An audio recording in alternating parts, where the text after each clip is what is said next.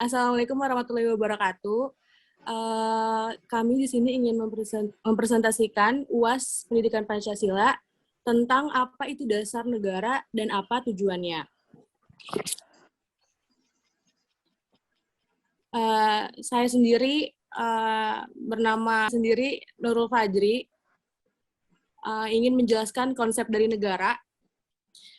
Yang pertama yaitu asal-muasal istilah negara. Istilah negara berasal dari bahasa Latin, status atau statum.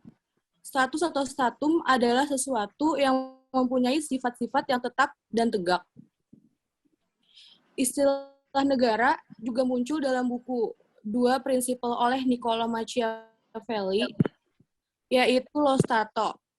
Lo Stato adalah suatu fungsi publik atau sistem tugas dan juga alat perlengkapan yang tersusun atau teratur di wilayah tertentu.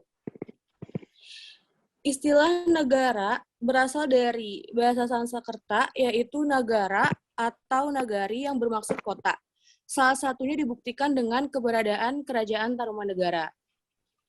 Adapun konsep negara menurut beberapa filsuf, yaitu yang pertama menurut Plato, negara merupakan entitas yang terdiri dari bagian-bagian yang berbeda yang saling melengkapi dan saling tergantung dan bertindak bersama-sama dalam mengejar tujuan bersama. Yang kedua yaitu menurut Aristoteles, negara adalah komunitas keluarga dan kumpulan keluarga yang sejahtera demi kehidupan yang sempurna dan berkecukupan. Adapun yang ketiga yaitu menurut Hugo Grotius, yaitu negara adalah suatu persekutuan yang sempurna dari orang-orang merdeka untuk memperoleh perlindungan hukum. Slide selanjutnya yaitu pengertian negara. Negara adalah kelompok sosial yang menduduki suatu wilayah atau daerah tertentu yang diorganisir dan dikelola di bawah lembaga politik dan pemerintahan yang efektif, mempunyai kesatuan politik, berdaulat, sehingga berhak menentukan tujuan nasionalnya. Adapun unsur terbentuknya suatu negara, yang pertama yaitu adanya rakyat dan penduduk. Yang kedua adanya daerah atau wilayah. Yang ketiga yaitu adanya pemerintahan yang berdaulat. Yang keempat yaitu adanya pengakuan oleh negara lain. Tujuan terbentuknya suatu negara yaitu yang pertama adanya rakyat dan penduduk. Yang kedua adanya daerah atau wilayah. Yang ketiga adanya pemerintahan yang berdaulat. Yang keempat adanya pengakuan oleh negara lain. Oke, selanjutnya bisa diteruskan oleh Mas. Oke. Perkenalkan nama saya Aldamar Nurdiansa dari Teknik Informatika. Di sini saya akan meneruskan presentasi dari Mbak Riri.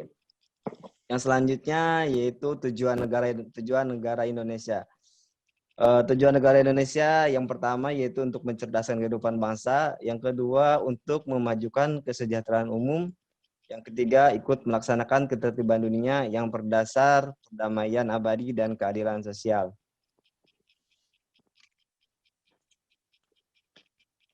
Urgensi dasar negara. Dasar negara merupakan landasan kehidupan bernegara dan berbangsa, jadi itu sangat penting sekali. Dasar negara Indonesia adalah Pancasila. Kemudian dasar negara merupakan hal penting dalam keberlangsungan negara. Yang seterusnya fungsi dasar negara. Sebagai dasar berdirinya dan tegaknya suatu negara. Yang kedua sebagai dasar kegiatan penyelenggaraan negara. Yang ketiga yaitu sebagai dasar partisipasi warga negaranya. Yang keempat dasar pergaulan antara warga negara. Manfaat dasar negara. Sebagai pedoman hidup serta pandangan bagi seluruh masyarakat yang bermukim di sebuah negara. Kemudian sebagai landasan dari sebuah ideologi suatu negara. Yang seterusnya, alasan pentingnya Pancasila sebagai dasar negara. Yang pertama, Pancasila merupakan pandangan hidup dan kepribadian bangsa Indonesia. Yang kedua, perpecahan bangsa Indonesia akan mudah dihindari karena pandangan Pancasila bertumpu pada pola hidup yang berdasarkan keseimbangan. Kemudian yang ketiga, memberikan gambaran yang jelas tentang peraturan tersebut berlaku untuk semua tanpa ada perlakuan diskriminatif bagi siapapun. Yang selanjutnya akan disampaikan oleh Mas Rizky. Waktu dan tempat dipersilahkan. Ya, nama saya Rizky Pratama Putra, saya dari Fakultas Hukum. Saya akan melanjutkan presentasi dari Mas Aldi. Di sini saya akan mempresentasikan perumusan dan penetapan Pancasila sebagai dasar negara Republik Indonesia. Sidang pertama BPUPKI tanggal 29 Mei sampai 1 Juni 1945. Muhammad Yamin memberi pandangan peri kebangsaan, peri kemanusiaan, peri ketuhanan, peri kerakyatan, kesejahteraan sosial. Supomo mempunyai pandangan bahwa penetapan Pancasila itu isinya persatuan kekeluargaan, keseimbangan, lahir dan batin, musyawarah keadilan rakyat. Insinyur Soekarno memberi pandangan kebangsaan Indonesia, internasionalisme atau peri kemanusiaan, mufakat atau demokrasi, kesejahteraan sosial, ketuhanan, dan kebudayaan.